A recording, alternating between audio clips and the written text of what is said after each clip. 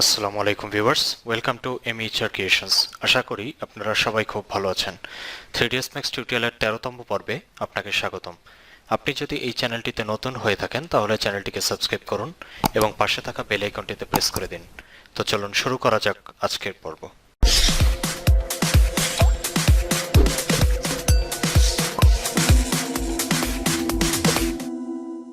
Welcome back. আজকের পর্বে আমরা এক্সটেন্ডেড প্রিমিটিভস সম্পর্কে জানব। এক্সটেন্ডেড প্রিমিটিভস আপনি কোথায় খুঁজে পাবেন? সেজন্য আপনি কন্ট্রোল প্যানেলে ক্রিয়েট ট্যাবের ভিতরে জিওমেট্রির ভিতর থেকে আপনি যখন স্ট্যান্ডার্ড প্রিমিটিভসের কাজ করেছিলেন তখন এখানে দেখতে পাচ্ছেন স্ট্যান্ডার্ড প্রিমিটিভস লেখা আছে। এখন আপনি এখান থেকে হোয়াইট কালারের অ্যারোর অপশনটিতে যদি ক্লিক করেন দেখতে পারবেন এখানে 2 নম্বর যে অপশনটি আছে সেটি হচ্ছে এক্সটেন্ডেড প্রিমিটিভস। আপনি সিম্পলি এক্সটেন্ডেড প্রিমিটিভস একবার ক্লিক করে দিবেন। ক্লিক করার পরে এখানে দেখতে পাচ্ছেন ডিফল্টভাবে বেশ কিছু অবজেক্ট কিন্তু দেয়া আছে, যেগুলো আপনি চাইলে তৈরি করতে পারবেন এবং বিভিন্নভাবে মডিফাই করতে পারবেন। তো এগুলো আমরা ধীরে ধীরে শেখার চেষ্টা করব কোনটি কিভাবে কাজ করে। তো এখানে প্রথম যে অপশনটি আপনি দেখতে পাচ্ছেন তা হচ্ছে হেডরা। তো আমি এখান থেকে সর্বপ্রথম হেডরাটিকে ক্লিক করলাম। তারপরে মাউসের লেফট বাটনটিকে চেপে ধরে যদি ড্র্যাগ করি দেখতে পাচ্ছেন এরকম একটি অবজেক্ট কিন্তু আপনার ভিউ পোর্টে দেখাচ্ছে। এটিকে যদি আমরা একটু ঘুরিয়ে দেখি তাহলে এটি দেখতে অনেকটা পিরামিডের মতো, অর্থাৎ এর আপার পার্টটা একটা পিরামিডের মতো লাগছে এবং নিচের দিকটাও একটা পিরামিডের মতোই লাগছে। তো এগুলো আসলে অ্যাডভান্সড কিছু অবজেক্ট দেয়া থাকে 3ds Max-এ, যেগুলো আপনি চাইলে মডিফাই করে বিভিন্ন অ্যাডভান্সড মডেলিংয়ের কাজগুলো করতে পারবেন। তো হেডার ক্লিক করার পরে এখানে আপনি ডান দিকে দেখতে পাচ্ছেন প্যারামিটার। প্যারামিটারের ভিতরে প্রথমে রয়েছে ফ্যামিলি। ফ্যামিলির ভিতরে যথাক্রমে আপনি 5টি অপশন দেখতে পাচ্ছেন। এই হেডরা প্রিমিটিভসের ভিতরে আপনি আরও পৃথকভাবে 5টা অপশন কিন্তু পেয়ে যাবেন। এখানে যেমন প্রথমভাবে দেয়া আছে টেট্রা, অর্থাৎ এই অপশনটিতে দিকে যদি একটু ভালোভাবে লক্ষ্য করেন তাহলে এটা অনেকটা ট্রায়াঙ্গেল আকৃতির, যে কারণে এটার নাম দেওয়া হয়েছে টেট্রা। এখন আমি যদি এখান থেকে কিউবের উপরে ক্লিক করি দেখতে পাচ্ছেন এটি কিন্তু অনেকটা কিউব আকৃতির হয়ে গেল। তারপরে এখানে রয়েছে ডোডেক। এই ডোডেকের উপরে যদি ক্লিক করি দেখতে অনেকটা এরকম শেপ চলে আসলো, অর্থাৎ কিছুটা গোলক আকৃতির মতো, কিন্তু পুরোপুরিভাবে গোলক কিন্তু এটি না। এরপরে যেটি রয়েছে তা হচ্ছে স্টার ওয়ান। স্টার ওয়ানের উপরে ক্লিক করলে দেখতে পাচ্ছেন অবজেক্টটি পরিবর্তন হয়ে এরকম একটি অবজেক্টে চলে গেল। এরপরে যেটি রয়েছে সেটি হচ্ছে স্টার টু। স্টার টু এর উপর যদি ক্লিক করেন দেখতে পাচ্ছেন এটিও কিন্তু সম্পূর্ণ পরিবর্তন হয়ে একটি পৃথক অবজেক্টে পরিণত হলো। তো এখান থেকে আপনি আপনার প্রয়োজন অনুসারে যে কোনো একটি নিয়ে কাজ করতে পারবেন। তো আমি এখান থেকে টেট্রাতে ক্লিক করে দিচ্ছি। তারপরে দ্বিতীয় যে প্যারামিটার অপশনটি রয়েছে তা হচ্ছে ফ্যামিলি প্যারামিটার। ফ্যামিলি প্যারামিটারে যথাক্রমে 2টি অপশন রয়েছে পি এবং কিউ। তো আমি যদি পিটাকে চেঞ্জ করে দিই দেখতে পাচ্ছেন এর শেপটি কিন্তু অনেকটা এরকমভাবে চেঞ্জ হয়ে যাচ্ছে, অর্থাৎ আমি মানটা যতটা বাড়াচ্ছি তার শেপটা কিন্তু এভাবে চেঞ্জ হয়ে যাচ্ছে। এরপরে রয়েছে কিউ। কিউ যদি আমি বাড়িয়ে দিই তাহলে অন্য দিক থেকে সেম একইভাবে কিন্তু এটি পরিবর্তন হয়ে যাচ্ছে, অর্থাৎ আপনি এখান থেকে পি এবং কিউ এর মানটি বাড়িয়ে কমিয়ে দেখতে পারেন। তারপরে যে অপশনটি রয়েছে তা হচ্ছে ভার্টিসেস। ভার্টিসেস থেকে বেসিক, সেন্টার এবং সেন্টার অ্যান্ড সাইজ, এখান থেকে আপনি সবসময় বেসিকে ক্লিক করে রাখবেন। এবং নিচের দিকে যেটি রয়েছে তা হচ্ছে রেডিয়াস, অর্থাৎ এই যে অবজেক্টটি থাকবে এই অবজেক্টটির রেডিয়াসটি আপনি এখান থেকে চাইলে পরিবর্তন করতে পারবেন। তো আমি যদি রেডিয়াসটিকে বাড়িয়ে দিই দেখতে পাচ্ছেন এটি ধীরে ধীরে বড় হয়ে যাচ্ছে, আবার যদি রেডিয়াসটিকে কমিয়ে দিই এটি অনেকটা ছোট হয়ে যাচ্ছে। তো মূলত হেড্রাপ ভিতরে এই কয়টি প্যারামিটারের কাজ আপনার জানতে হবে। তো এখান থেকে বাকি যে অপশনগুলো আছে যেমন কিউব, ডোটেক, স্টার ওয়ান, স্টার টু, এই বাকি 4টিতেও আপনি সেম আলাদা আলাদা মডিফায়ার পেয়ে যাবেন, যেগুলো আপনি পরিবর্তন করে দেখতে পারেন যে কোনটি কিভাবে কাজ করে। যেমন এখান থেকে কিউবে ক্লিক করার পরে সেম একই অপশনগুলো আপনি এখানে পাবেন, অর্থাৎ পি এবং কিউ, তারপর এখান থেকে বেসিক, সেন্টার।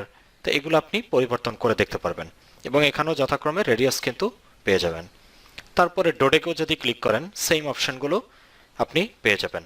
তারপরে স্টার ওয়ান, স্টার টু, এগুলো সবগুলোতেই কিন্তু একই ধরনের প্যারামিটার অপশন পেয়ে যাবেন। আশা করছি বিষয়টা আপনি বুঝতে পেরেছেন। তো এটি হচ্ছে মূলত হেডার কাজ। এরপর আমরা যেটি দেখব তা হচ্ছে চ্যাম্পার বক্স। এখান থেকে আমি চ্যাম্পার বক্সটিকে সিলেক্ট করলাম, তারপরে মাউসের লেফট বাটনটিকে ক্লিক করে এরকম একটি বক্স তৈরি করে নিচ্ছি। এখান থেকে আপনি যে কোনো একটি হাইট দিয়ে দিবেন। তো আমি এরকম একটি হাইটে রাখার পরে যদি মাউসটিকে ডান দিকে সরাই তাহলে কোনো পরিবর্তন কিন্তু দেখছি না। যদি আমি মাউসটিকে বাম দিকে সরাই তাহলে দেখতে পারবেন এর প্রত্যেকটা কর্নারে কিছুটা ফিলেট আকৃতির হয়ে যাচ্ছে, অর্থাৎ রাউন্ড শেপের হয়ে যাচ্ছে। আপনি যদি খুব ভালোভাবে লক্ষ্য করেন দেখতে পাচ্ছেন আমি যত বাম দিকে মাউসটিকে সরাচ্ছি তত কিন্তু এটি ফিলেট হচ্ছে, যত ডান দিকে সরাচ্ছি এটি একদম সলিড আকারেই আছে। তো আপনি আপনার প্রয়োজন মতো এখান থেকে এই অপশনটিকে ব্যবহার করতে পারবেন। তো আমি এরকম একটি ফিলেট অবস্থা রেখে মাউসের লেফট বাটনটিকে একবার ক্লিক করলাম, তারপরে রাইট বাটনটিতে ক্লিক করলাম। এখন আমি যদি এটিতে ক্লিক করি তাহলে মডিফায়ারে গিয়ে প্যারামিটারের ভিতরে আমরা কি কি দেখব তা এখন আলোচনা করা যাক। এখানে প্রথমে রয়েছে লেন্থ, অর্থাৎ এই বক্সটির লেন্থ কত হবে। তারপরে রয়েছে উইডথ, অর্থাৎ এই বক্সটির প্রস্থ কত হবে। এরপরে রয়েছে হাইট, এই বক্সটি কতটুকু হাইটে হবে, অর্থাৎ এখান থেকে হাইটটি বাড়িয়ে কমিয়ে আপনি চাইলে দিতে পারবেন। এরপরে রয়েছে ফিলেট। ফিলেট মানে হচ্ছে এই যে কর্নারের দিকে রাউন্ড হলো, এই রাউন্ডটা কতটুকু পরিমাপে হবে সেটা আপনি আগে র্যাপিডলি ড্র করে এখান থেকে ফিক্সড একটি মানকে দিয়ে দিতে পারবেন। আমি যদি এটিকে বাড়াই দেখতে পারবেন এই ফিলেটের পরিমাণটি বেড়ে যাচ্ছে, আবার যদি আমি কমাই তাহলে কিন্তু ফিলেটের পরিমাণটি কমে যাচ্ছে। এরপরে দ্বিতীয় যে অপশনটি আছে তা হচ্ছে length segment, with segment, height segment এবং ফিলেট সেগমেন্ট। তো এই সেগমেন্টগুলো সম্পর্কে তো আমরা আগেও দেখেছি স্ট্যান্ডার্ড প্রিমিটিভসে, সেম একইভাবে এখানেও কাজ করে।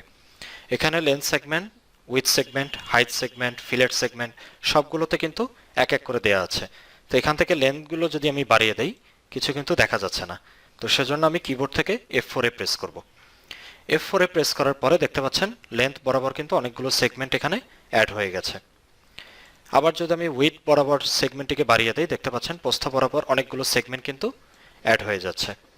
এরপরে হাইট বরাবর যদি বাড়িয়ে দিই দেখতে পারবেন উচ্চতা বরাবর কিন্তু অনেকগুলো সেগমেন্ট অ্যাড হয়ে যাচ্ছে। তো বাকি রইল একটি ফিলেট সেগমেন্ট, অর্থাৎ যতটুকু অংশ ফিলেট হয়েছে এখানেও আপনি আলাদাভাবে চাইলে সেগমেন্ট অ্যাড করতে পারবেন।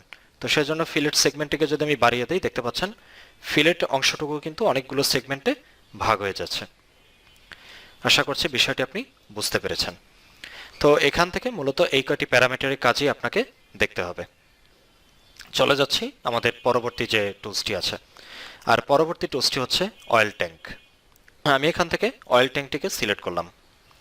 অয়েল ট্যাঙ্কটিকে সিলেক্ট করার পরে মাউসের লেফট বাটনটিকে চেপে ধরে প্রথমে এরকম একটি রেডিয়াস দিব। রেডিয়াস দেওয়ার পরে আপনি এর একটি হাইট দিয়ে দিবেন। আমি এরকম একটি হাইটে এটিকে রাখছি। তারপরে যদি মাউসটিকে ডান দিকে সরাই দেখতে পারবেন কোনো পরিবর্তন হচ্ছে না, এবং আমি যদি এটিকে বাম দিকে সরাই দেখতে পারবেন এর টপ সারফেস বরাবর কিন্তু অনেকটা কার্ভ হয়ে নিচের দিকে চলে যাচ্ছে। আপনি যদি খুব ভালোভাবে লক্ষ্য করেন দেখতে পারবেন উপরের প্রান্ত এবং নিচের প্রান্ত কিন্তু অনেকটা নিচের দিকে নেমে যাচ্ছে, বা একটা উপরের সারফেসটা রাউন্ড হয়ে যাচ্ছে।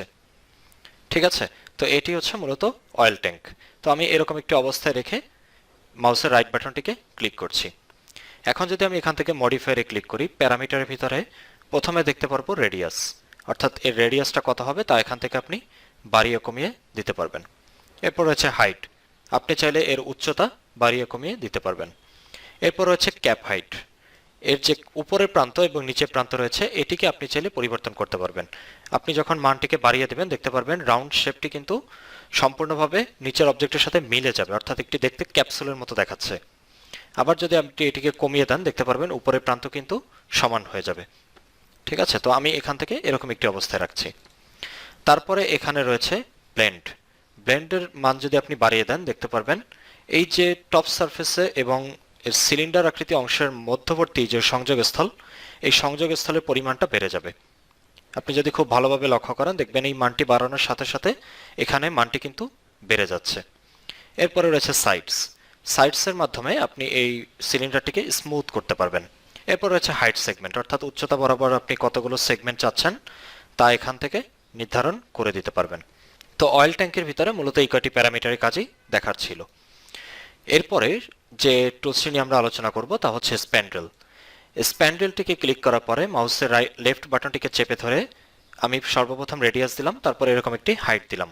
তারপরে মাউসটিকে যদি ডান দিকে সরাই দেখবেন কোনো পরিবর্তন হচ্ছে না, যদি বাম দিকে সরাই দেখতে পাচ্ছেন এটি কিন্তু অনেকটা এরকম আকৃতির হয়ে যাচ্ছে, অর্থাৎ আমরা যে হেডরা দেখেছিলাম অনেকটা হেডরার মতো হয়ে যাচ্ছে। তো আমি এরকম একটি অবস্থায় রেখে ক্লিক করলাম।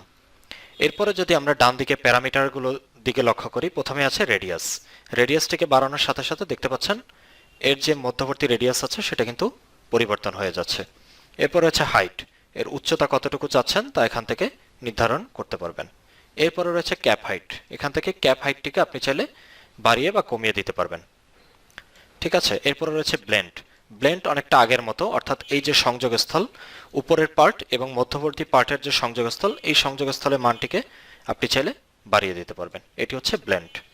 এরপরে রয়েছে সাইডস। সাইডস মানে হচ্ছে এটি কতটা স্মুথ হবে সেটা এখান থেকে আপনি নির্ধারণ করতে পারবেন। এরপর রয়েছে ক্যাপ সেগমেন্ট। ক্যাপ সেগমেন্ট বাড়ানোর সাথে সাথে উপর এবং নিচের প্রান্তে দেখবেন অনেকগুলো সেগমেন্ট কিন্তু অ্যাড হয়ে গেছে। এরপর রয়েছে হাইট সেগমেন্ট। এটি বাড়ানোর সাথে সাথে উচ্চতা বরাবর, অর্থাৎ মধ্যবর্তী যে উচ্চতাটা আছে সেই উচ্চতা বরাবর অনেকগুলো সেগমেন্ট অ্যাড হয়ে গেছে। তো মূলত আপনার স্প্যান্ডেলের ভিতরে এই কয়টি প্যারামিটারের কাজই আপনাকে দেখতে হবে। তো এখানে আমরা মূলত 4টি অপশনের কাজ আজকে দেখলাম। বাকি যে টুলসগুলো রয়েছে সেগুলো সম্পর্কে আমরা পরের পর্বে জানার চেষ্টা করব। সে পর্যন্ত সবাই ভালো থাকুন, সুস্থ থাকুন, এই আশা রেখে আজকের মতো এখানেই বিদায় নিচ্ছি। আল্লাহ হাফেজ।